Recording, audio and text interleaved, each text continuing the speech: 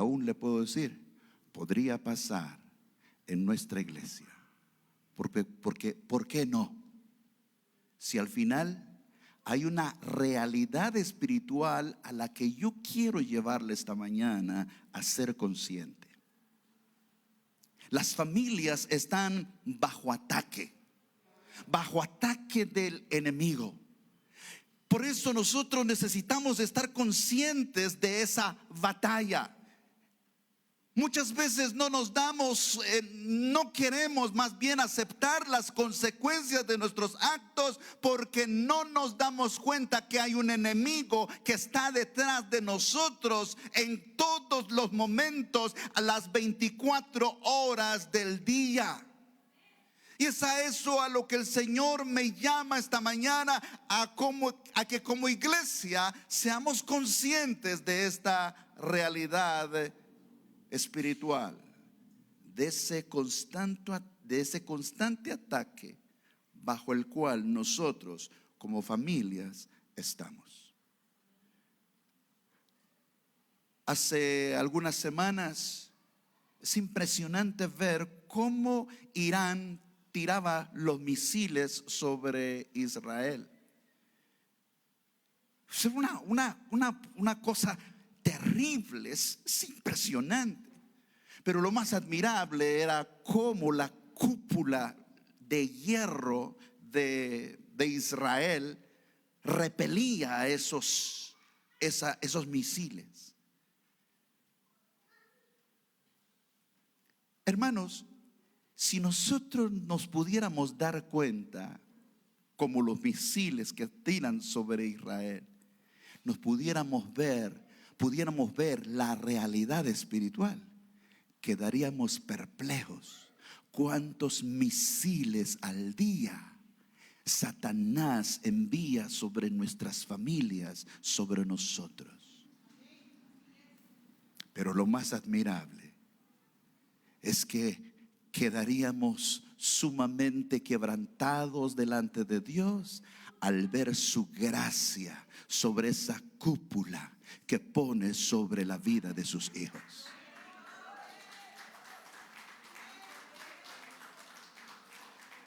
Por eso esta mañana quiero llevarles a considerar esta realidad espiritual desde su palabra. Llevarles a pensar que en nuestra familia está bajo un constante ataque. Y para eso quiero en primer lugar llevarles a entender que el enemigo está en constante intención de ataque sobre nosotros. Necesitamos entender esta realidad espiritual. Y Primera de Pedro capítulo 5, quiero que vayan conmigo. Primera de Pedro capítulo 5, versículos 8 al 9.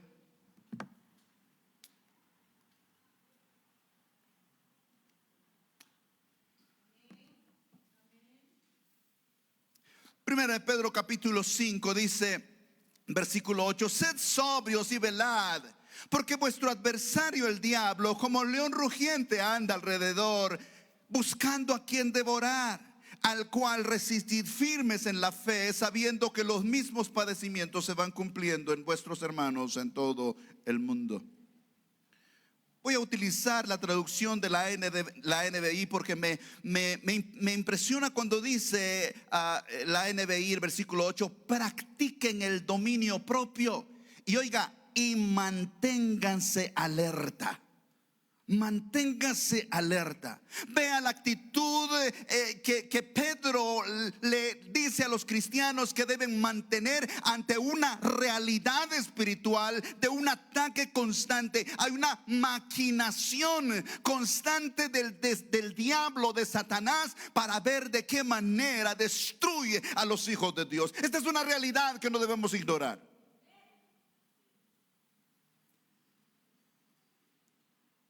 Entender cómo las familias, cómo los padres, cómo los matrimonios deben tener esta actitud de alerta. Como pastor me preocupa, en verdad se los digo, les confieso con un dolor en mi corazón, me preocupa ver cómo los hombres de esta iglesia son tan indiferentes a la búsqueda del Señor y mantienen un descuido espiritual de sus vidas. Se los digo, me preocupa. Yo los sábados me reúno aquí con los hombres cada sábado, y me preocupa que muchos hombres usan cualquier excusa para no estar en esta reunión. ¿Y qué es lo que manifiestan? No me interesa, no me preocupa. Oh, pero si le preocupa su trabajo, le preocupa su fútbol, le preocupan sus cosas, le preocupa cualquier otra cosa, y se ocupa de cualquier otra cosa menos de buscar el rostro de Dios y reconocer que necesitan constante comunión con Dios. Me preocupa mucho. ¿Por qué? Porque ignoran esta realidad espiritual, que estamos bajo un constante ataque espiritual. No se interesan por fortalecer sus vidas. Y no solamente los hombres, también hablo de los jóvenes. También le puedo decir a las mujeres que descuidan su búsqueda de Dios, su relación personal. Viven la vida cristiana como que nada les puede pasar, como que nada les va a afectar. Si se dieran cuenta que a cada rato hay misiles de Satanás, viendo de qué manera los destruye, que es solamente por la gracia de Dios que no le ha tocado ni uno de esos dardos. Tengamos cuidado, no nos confiemos, no nos descuidemos. Es lo que dice aquí el apóstol Pedro. Manténganse alertas. ¿Por qué? Porque su enemigo, dice la NBI, su enemigo. Tenemos un enemigo, hermano, por si usted no lo sabía. Satanás, el diablo, es su enemigo, no su amigo. Su enemigo, el diablo, dice, ronda como león rugiente. Y aquí está el asunto. Tenemos un enemigo, que es el diablo, que no está dormido. Él no se duerme en sus laureles. Él no es descuidado como nosotros. Él está al acecho, velando por ver cómo hacernos daño, cómo destruirnos. Porque ¿sabe por qué? Porque Él nos odia. ¿Sabe por qué nos odia? Porque ve la sangre de Cristo en nosotros. Porque sabe que somos hijos del gran Rey. Porque Él ve la gracia de Dios en nosotros cuando Él quiere llevarnos juntamente al infierno. Vea que el enemigo dice que ronda como león rugiente. Ronda. Dice que el rugido de un león manifiesta su poder, manifiesta su dominio, manifiesta su intimidación, pero también manifiesta su amenaza. Y le digo algo, el diablo no simplemente está amenazando, él está con la intención de destruirnos.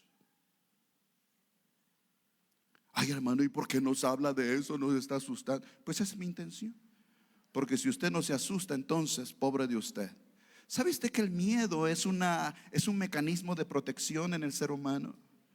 Y por eso es que nosotros deberíamos experimentar el temor en nuestras vidas y aprender a depender de Dios. Porque el problema es que como no nos da miedo, como no tememos, entonces nosotros nos descuidamos en nuestra relación personal con Dios. Pero el punto es que Pedro usa esta figura no para hablar entonces de la amenaza o la intimidación del enemigo, del diablo, sino de su intención de destruir. Y el mismo Jesús dijo ahí en Juan capítulo 10, versículo 10, el ladrón no viene sino para hurtar, matar y destruir. Juan capítulo 10, versículo 10. Así que desde esta palabra necesitamos recapacitar sobre esta actitud de alertas que nos pide el apóstol Pedro. Seamos alertas, sabiendo que el enemigo, el diablo, no se duerme. Él está al acecho. Y dice Pablo en 2 Corintios capítulo 2, versículo 10 al 11, En un contexto de perdón, el apóstol Pablo dice estas palabras en 2 Corintios 2:10: y al que vosotros perdonáis, yo también, porque también yo lo que he perdonado, si algo he perdonado, por vosotros lo he hecho en presencia de Cristo. Y dice el versículo 11, si está conmigo: para que Satanás no gane ventaja. Oiga, ¿cuál es el pensamiento de Pablo al mejor perdonar y decirle a los corintios: perdonen? ¿Sabe por qué deben perdonar? ¿Por qué? Porque si ustedes no perdonan, si yo no perdono, le doy ventaja a Satanás. Estoy en 2 Corintios 2:10. Para que Satanás no gane ventaja alguna sobre nosotros. Y dice finalmente: pues no ignoramos sus maquinaciones. No ignoramos sus maquinaciones. Pablo está consciente, sabe que Satanás está planeando, porque aquí hay una situación. Satanás está al acecho buscando oportunidades para atacar. Esto es lo que Pablo está diciendo. Está esperando una oportunidad para aprovecharla y sacar provecho de esa situación que nosotros estemos viviendo de descuido. Y Pablo dice: no le quiero dar ventaja, no le demos ventaja a Satanás. Pablo estaba yendo escúcheme esto, Pablo estaba yendo un paso adelante del enemigo, porque sabía que Satanás, o sabe más bien, Pablo en ese tiempo sabía que Satanás estaba maquinando, porque esas maquinaciones significa crear un plan o una estrategia para ganar al enemigo o para hacerle daño al enemigo. Entonces Satanás está constantemente planeando de qué manera nos entra. Le entramos aquí, no me resultó, pero voy a ver si ahora deja de hablarle a su esposo, y en ese momento voy a decirle al esposo: mira, no te está hablando, mejor vete a acostar con otra.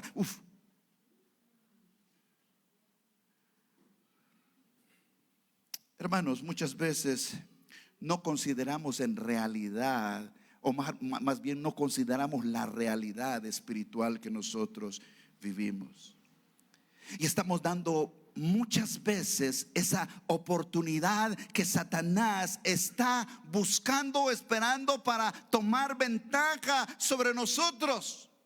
Y el apóstol Pablo dice: yo no voy a darle ventaja, yo voy a ir un paso adelante, porque yo sé qué es lo que Satanás está maquinando. Y mi esposa utilizaba un ejemplo para esto, para dar esta idea, como el que sabe jugar ajedrez. Sí. No sé cuántos saben jugar ajedrez aquí. Sí. Yo medio sé. A mí en dos movimientos me hacen el jaque mate. Y es lo único que sé. Cuando me dicen jaque mate, ya perdí entonces. Pero la filosofía del juego del ajedrez es que yo voy a hacer un movimiento, pero cuando yo haga este movimiento, yo voy a ver cuáles son las posibilidades de mi contrincante en ese movimiento. Eso es ir un paso adelante. Si yo hago esto, ¿qué va a suceder? ¿Cómo Satanás se puede aprovechar de esto que voy a decir, de esto que voy a decidir, de esto que voy a hacer, o incluso la actitud que estoy tomando o lo que estoy haciendo? ¿Cómo voy a darle ventaja a Satanás para que me haga el jaque mate?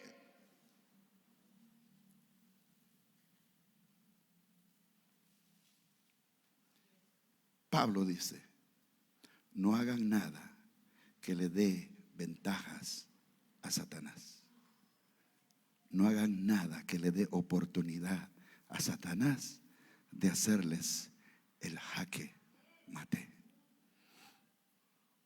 Dije que la palabra maquinaciones significa elaborar un plan oculto para actuar contra una persona, y es lo que Satanás constantemente está haciendo. Pero Pablo dice: no ignoramos. Es decir, Pablo no ignora. El problema nuestro es que sí lo ignoramos. Y por eso estoy predicando esta palabra, para que usted ya no viva en ignorancia, para que usted no esté caminando en su necedad, para que usted no esté caminando en su propia voluntad y viviendo en una situación en donde le está dando lugar al enemigo para que gane ventaja. Ahora usted ya no ignora, porque la palabra se le está predicando esta mañana. Así que lo primero es que el enemigo está en una constante intención de ataque. Es lo primero que nosotros necesitamos entender. Ante esta realidad del pasaje que estamos estudiando, si usted regresa a 1 de Pedro conmigo, capítulo 5, versículo 8, ahí estamos estudiando esta palabra. Si regresa conmigo, dice que ante esta realidad, la actitud que nosotros tenemos que tomar es una actitud de resistencia.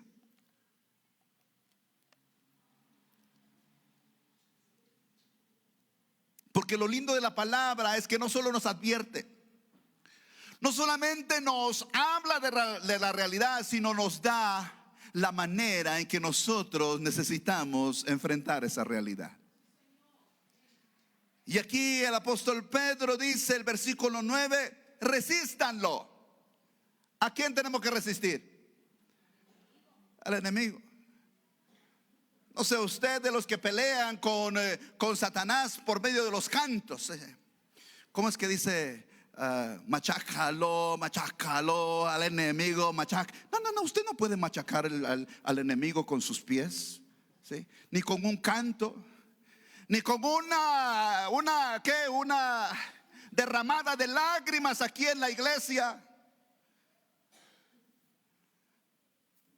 Porque lamentablemente las iglesias lo que enseñan más a los feligreses es a sacar sus emociones, sentirse bien en un culto, aunque al salir del culto sigan con su misma clase de vida.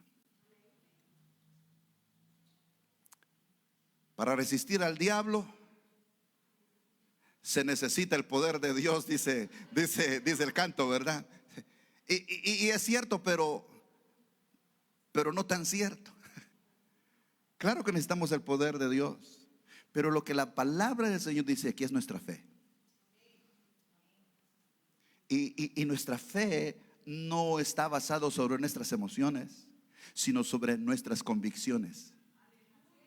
Lo que la palabra de Dios nos dice, lo que nosotros tenemos que hacer. Dice, resístanlo. ¿Cómo dice? Manteniéndose firmes en la fe. Escuche, hermano, la cúpula de hierro del cristiano, la cúpula de hierro de nuestra familia es la fe, es nuestra fe. Y es por lo que nosotros necesitamos preocuparnos. Padres de familia, preocúpense por la fe de sus hijos. Esposa, preocúpense por la fe de su esposo. Esposo, preocúpense por la fe de su esposa, pero preocúpense por su propia fe. Esto me hace pensar en la figura con la que el apóstol Pablo ilustra la fe en cuanto a la defensa del cristiano en Efesios capítulo 6, versículo 16. Usted sabe, se recuerda, Efesios 6, 16. Sobre todo, dice Efesios 6, 16, tomad, ¿qué dice, hermano? El escudo de la fe. Yo digo que en nuestros días Pablo habría dicho, tomad la cúpula de la fe, la cúpula de hierro de la fe. La cúpula de hierro del cristiano es la fe. Tomad el escudo de la fe. ¿Con qué, hermanos? Con que podáis apagar los misiles del enemigo, los dardos del fuego del enemigo. Y cuando se habla de dardos, hermanos, no sencillamente son pensamientos, porque algunos dicen que los dardos son los que vienen a la mente. No, hermanos. Satanás prepara toda una ilusión en un romance como el que dijimos al principio. Satanás prepara una ilusión en un puesto, en una empresa para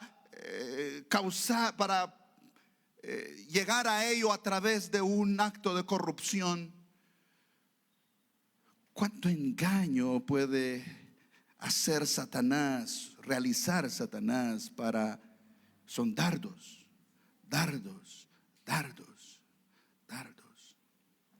¿Sabes qué? Hoy hay mareros que matan por 1,000 quetzales. Anda, agárrate uno de esos. Es un dardo. Me quedo con el 50%. Ese es otro dardo. ¿Será que me voy de la casa? Ese es otro dardo. Son ataques de Satanás que nos quieren llevar a la destrucción. La fe es el escudo de hierro que nos ayuda a pagar todos esos dardos. Como Jesús cuando era tentado por Satanás, él le dice: basta, Satanás, escrito está, escrito está, escrito está. Todos los dardos que el enemigo lanzó contra Jesús fueron repelidos por el escudo de la fe, por las convicciones de su palabra. Dios nos ha capacitado con esa cúpula de hierro. Dios nos ha capacitado con este recurso para la batalla que nosotros libramos cada día contra el enemigo. Si algo debía cuidar el soldado al salir a la batalla, a la guerra, mis hermanos, era su escudo. Porque bajar su escudo era exponerse a la propia muerte. Figuradamente, nosotros en algún momento podríamos bajar nuestro escudo, podríamos bajar nuestra fe, empezar a fallar a nuestras convicciones, bajar, desanimarnos, empezar a dudar, empezar a cuestionar. Si pasa esto, tal vez no. Si hago esto, tal vez no pasa nada. Y empezar a bajar nuestras convicciones, empezar a diluir nuestras convicciones de fe. Y entonces somos presa fácil, nos volvemos presa fácil para los dardos de Satanás. Y es lo que Pedro nos está diciendo: estén alertas, porque el enemigo está tirándole dardos. Y esos dardos son para aniquilarlos, para destruir la familia. ¿Y sabe qué es lo más doloroso para nosotros como cristianos, como pastores especialmente? Es ver a la gente tan indiferente. Y cuando me refiero a la gente, no a la gente del mundo, me refiero a ustedes, me refiero a los cristianos que ignoramos estas cosas, que menospreciamos esta verdad, esta realidad, y nos exponemos como que nada fuera a pasar. Somos como aquellos jóvenes que arriesgan sus vidas tomando una moto, yendo a alta velocidad. Dice: no me pasa nada, no me pasa nada. Y empiezan a bloquear y exponen su vida. Muchos cristianos hermanos, exponemos nuestra vida ante el enemigo. Y andamos como esos muchachos bloqueando y arriesgando y decir: no me va a pasar nada, no me va a pasar nada. Cuando el enemigo solo está pensando, o más bien está esperando un mínimo espacio para dar ese dardo y destruir no solo la vida de la madre, la vida del padre, sino la vida del hijo, y destruir toda una familia.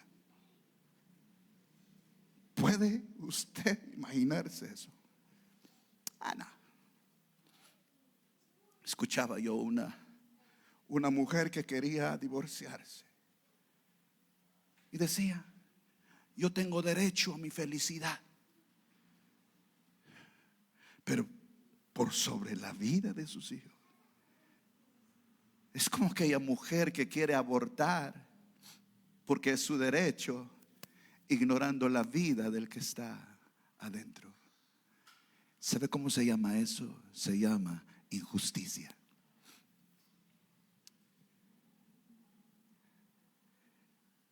Hermanos, necesitamos reflexionar. Por eso decía al principio, ¿cuál es la conciencia que nosotros tenemos cuando hacemos lo que hacemos estando en este lugar? La cosa es más seria de lo que usted piensa. Y Por eso repito, si nosotros pudiéramos ver eso espiritualmente, así como miramos los misiles que van especialmente en las noches, es impresionante. Quizá usted ya lo ha visto, cómo pasan los misiles. Si pudiéramos ver cuántos vienen y cuántos no nos han tocado solo por la misericordia de Dios. Pero les digo algo, en un momento dado, Dios puede cortar su misericordia. Escuche, en un momento dado, Dios puede acortar su misericordia. Algunos enarbolamos una verdad que no es realmente lo que la Biblia dice en cuanto a la paciencia de Dios. La paciencia de Dios es inagotable, dicen algunos. No, Dios también llega un momento en que llega al corte de su paciencia. Lo vimos en el diluvio. Hasta aquí se acabó. Es que creemos en un Dios incondicional, que no importa cómo vivamos, no importa cómo seamos, al final Dios es un Dios incondicional, ¿no?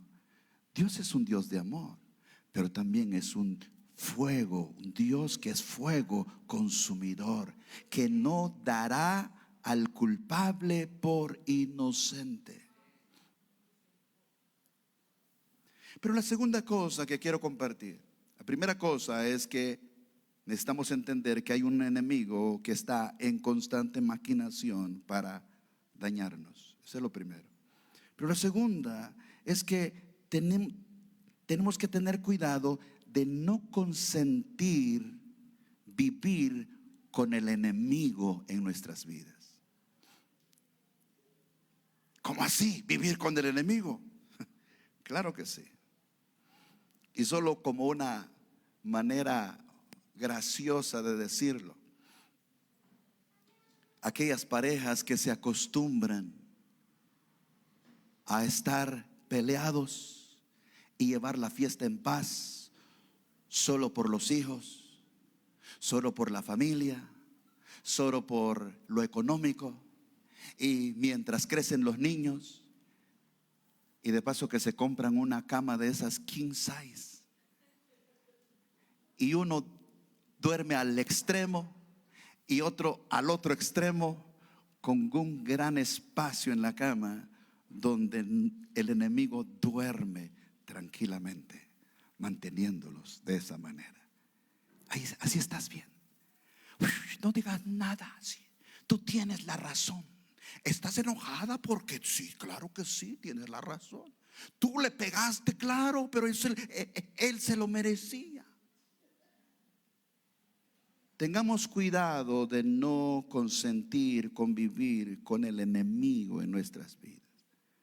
¿Sabe que hay mucha gente que vive una vida cristiana tan descuidada que ya no son sensibles en cuanto a la presencia del enemigo o de sus actitudes que van en contra de lo que el Señor pide en nuestras vidas? Y no se dan cuenta de a qué horas el enemigo está viviendo en la casa. ¿A qué horas el enemigo está ahí en la mesa? Ya no pueden comer juntos porque ahí está el enemigo. Cada vez que empiezan a comer, termina como siempre alegándose, el niño a su cuarto, la niña a su cuarto, y terminan ahí. ¿Por qué? Porque ahí está el enemigo, y sin darse cuenta. ¿Cuántos cristianos perdemos el temor de Dios y perdemos toda sensibilidad del Espíritu Santo, que ya no nos damos cuenta que el enemigo está guiándonos hacia la desgracia? ¿Y sabe cuál es lo peor? Que sabemos que estamos mal, que sabemos que no estamos actuando bien, sabemos que estamos viviendo en pecado, pero aún así estamos bien. Y no movamos el avispero, porque mejor tenerlo ahí tranquilo. Cuando Josué guió al pueblo de Israel para poseer la tierra, el mandato para el pueblo de Israel es que tenían que sacar a todas las naciones que vivían en esa tierra, porque no podían convivir con el enemigo. Tenían que sacar a todas las naciones para no mezclarse con ellos, para no aprender de sus costumbres religiosas y ser desviados del Señor. Pero cuando ya Josué estaba para morir casi, y repartió las tierras a las 12 tribus, aún quedaban algunas naciones que sacar de la tierra. Y ahí en Josué capítulo 23, Josué les da esta advertencia al pueblo de Israel. Vayan conmigo a Josué capítulo 23.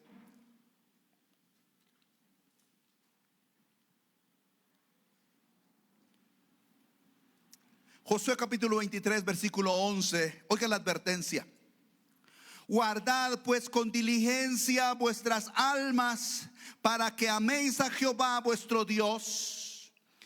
Porque si os apartareis y os uniereis a lo que resta de estas naciones que han quedado con vosotros, y si concertareis con ellos matrimonio, mezclándoos con ellas y ellas con vosotros, sabed que Jehová vuestro Dios no arrojará más a estas naciones delante de vosotros, sino que os serán por lazo, por tropiezo, por azote para vuestros costados y por espinos para vuestros ojos, hasta que perezcáis de esta buena tierra que Jehová vuestro Dios os ha dado.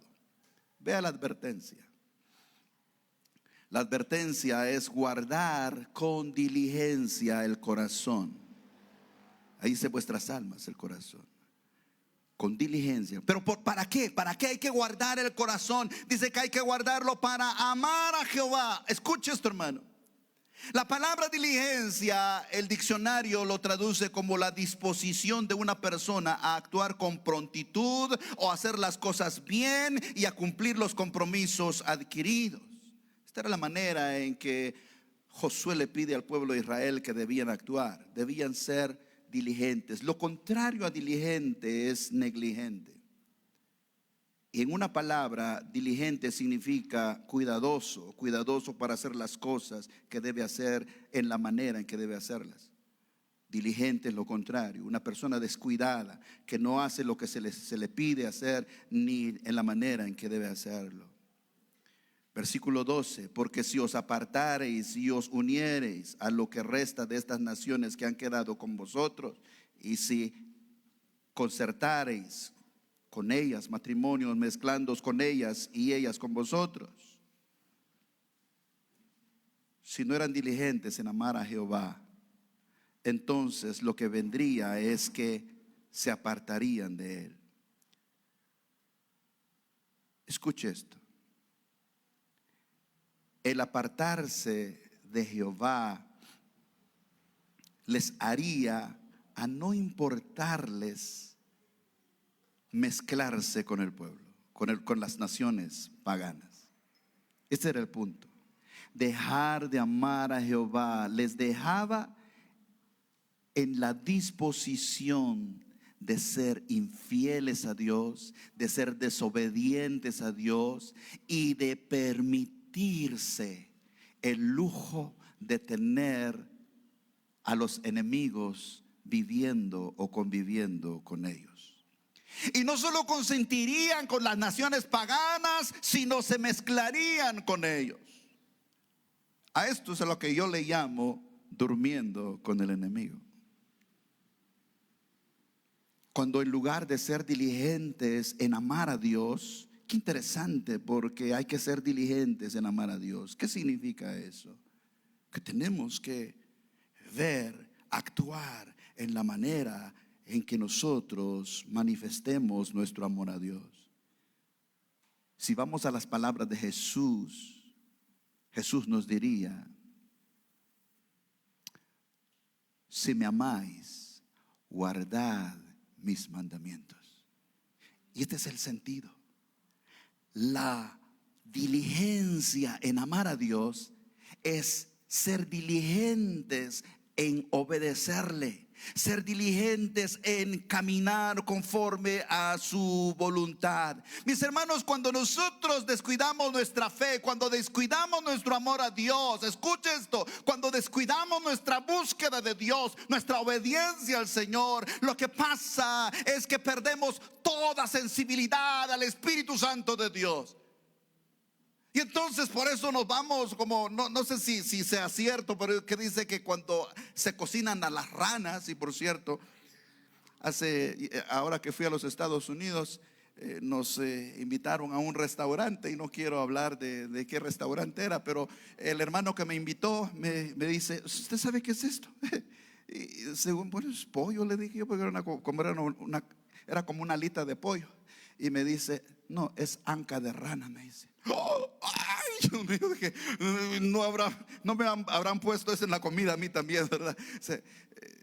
Y yo no sé, pero dice que cuando se cocinan las ranas, dice que se les pone en agua fría, y se les va subiendo la temperatura, y ellos no van sintiendo el calor, no, porque es tibia, luego un poquito más tibiita, luego un poquito más caliente, y luego hasta que siente que se están cocinando. ¿Sabe que el cristiano también toma muchas veces esta misma actitud? Lleva una vida en la que es un pecadito, es un bocadillo. Se acostumbra con eso. Se acostumbra a no ir a la iglesia. Se acostumbra a no orar. Se acostumbra a no leer la palabra. Se acostumbra a no tener esa comunión con Él. Y sabe cuando siente, o más bien cuando ya no siente, porque se vuelve insensible a la voz del Espíritu Santo. Endurece su corazón. Y hermanos, comenzamos a disculpar el pecado en nuestra vida. O sea, esto no es nada malo. Una vez al año no hace daño. No, hombre, si es una copita de vino nomás, hombre, somos bebedores sociales. Caché.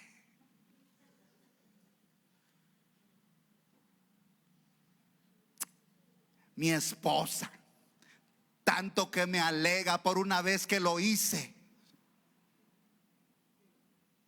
Comenzamos a disculpar la vida de pecado que nosotros llevamos, y empezamos a ver como algo normal las actitudes y las prácticas de pecado que tenemos, porque decimos: no, el Señor me entiende, de todas maneras el culpable es mi esposo, de todas maneras la culpable es ella, y los jóvenes dicen: mi papá es el culpable, mi mamá, y le echamos la culpa a todo mundo para autojustificarnos.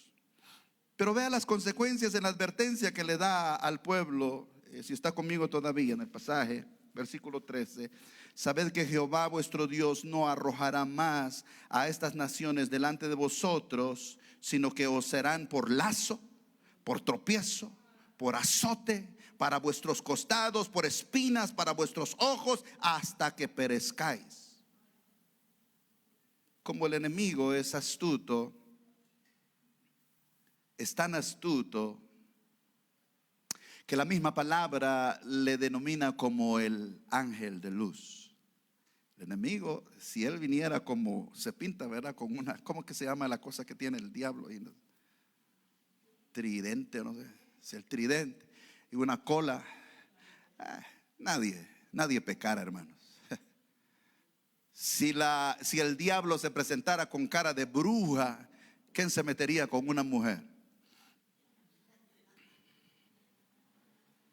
Pero el ángel, el diablo, dice la palabra, que se viste como ángel de luz. Sí.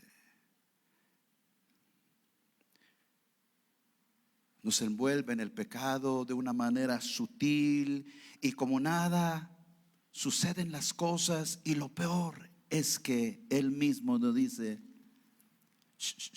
todo está bien, no te despiertes, no. Ese pastor aburrido, no le hagas caso. Si supieras que Él mismo también está en los mismos pecados. Él es un hipócrita.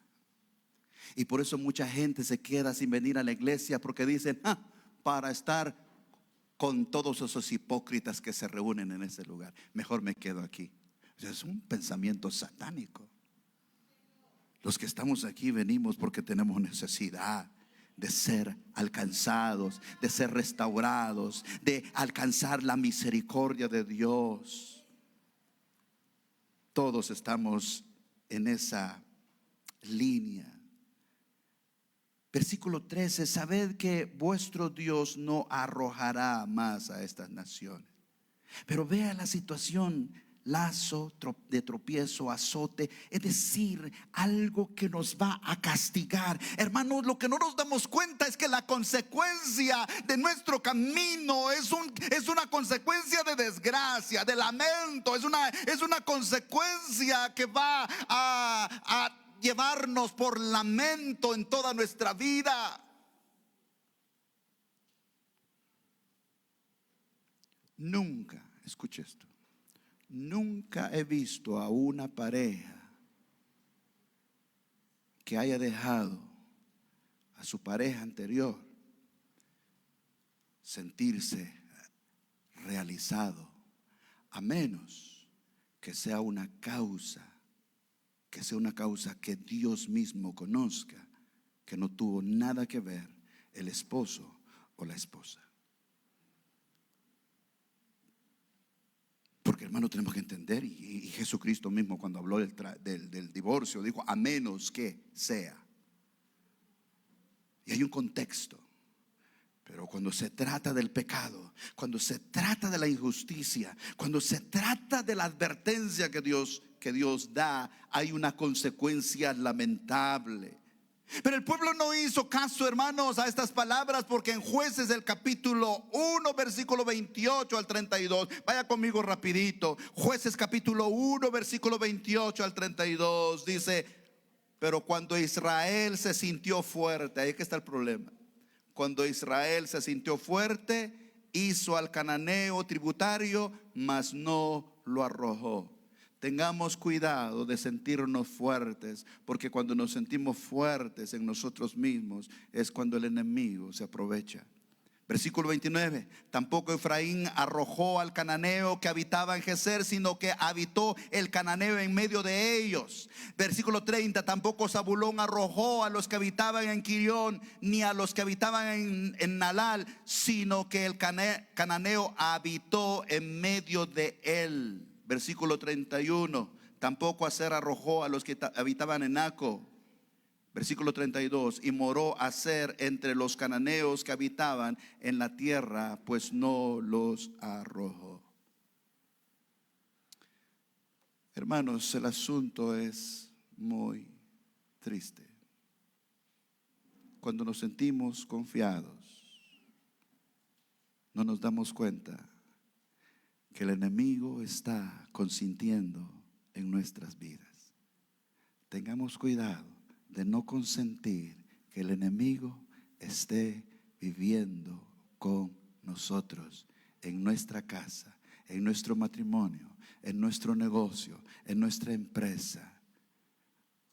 Permitamos que el Espíritu Santo de Dios sea quien dirija nuestra vida, sea quien dirija nuestra casa, sea quien dirija nuestro negocio, que Él sea el que vaya delante de nosotros en el nombre de Jesús. Y termino con un último pasaje, hermanos. Segundo de Crónicas, capítulo 7, versículo 14. Y es la tercera cosa que quiero dejar en sus corazones, que quiero compartirles. Humillémonos ante Dios antes que Dios nos humille a nosotros. Escuche eso.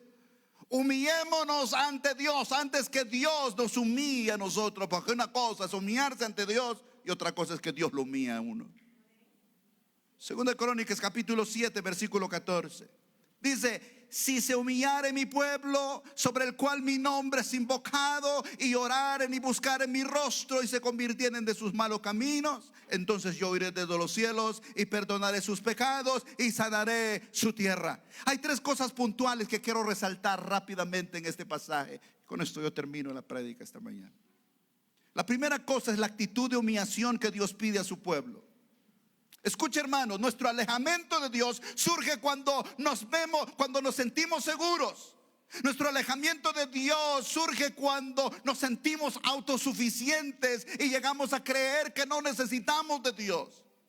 Por eso les digo, me preocupa la actitud de los hombres de la iglesia. Porque yo veo una actitud de indiferencia, pero sobre todo un corazón lleno de orgullo.